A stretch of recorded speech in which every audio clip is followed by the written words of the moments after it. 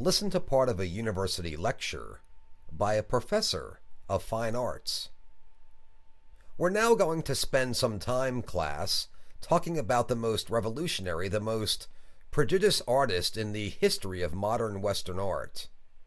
Do you know who I'm talking about? Of course, it's Pablo Picasso. He was the artist who invented Cubism. He was the artist who invented collage.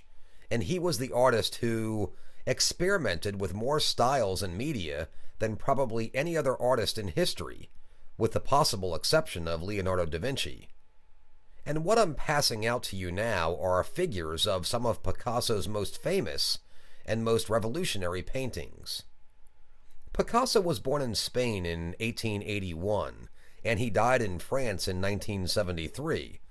So his life spanned most of the development of what we call modern art.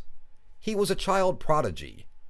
He began studying art very early under his father, who was in fact an art teacher, and in 1897, at the age of 16, he entered the Royal Academy of Arts in Madrid.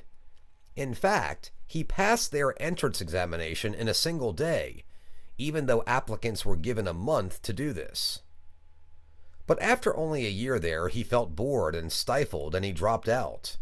He went back to Barcelona, where he hung out with the other artists and musicians in the cafes for a while, and then he visited Paris, where he had a chance to see the works of such radical artists as Seurat, Monet, Cezanne, Van Gogh, and Toulouse-Lautrec, all of whom were, in their own unique ways, going beyond the realistic values of Renaissance illusionism.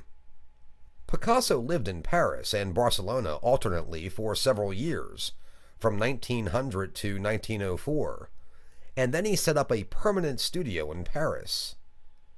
1901 to 1904 is known as Picasso's Blue Period, when he was a starving artist and sometimes had to burn his own drawings to keep warm.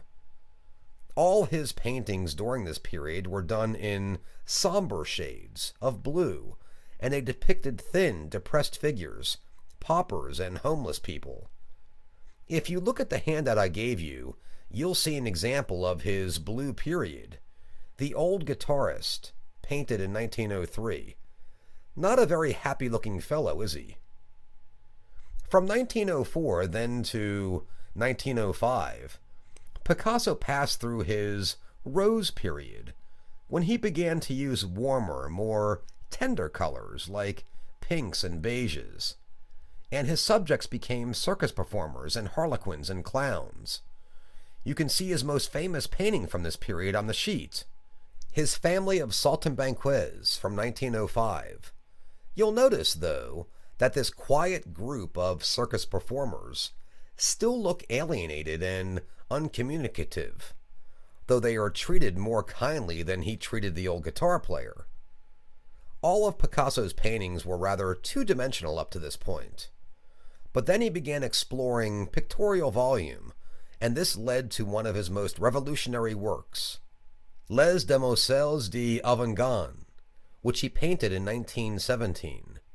This is usually considered the first Cubist painting.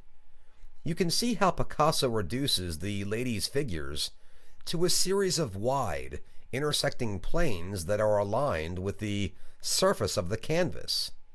In this way, they suggest a dissected, multiple view of the world.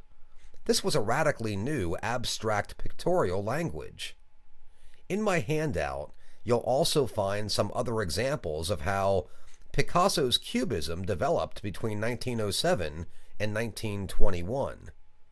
Woman with a Guitar is from 1912, for instance, and Three Musicians, which is a masterpiece of his later synthetic Cubism style, was painted in 1921.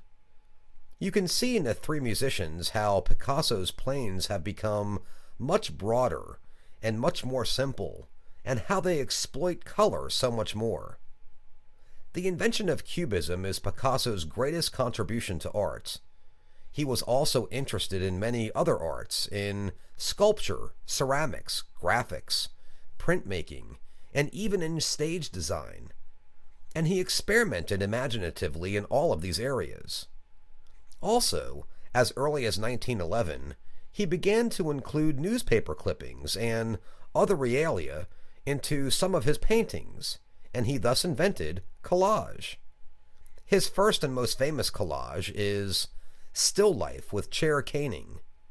You can see it on your sheet. You can see that in addition to the painted lemon and wine glasses, it includes some fragments of literary letters and a piece of oilcloth, and Picasso framed it himself with a length of real rope.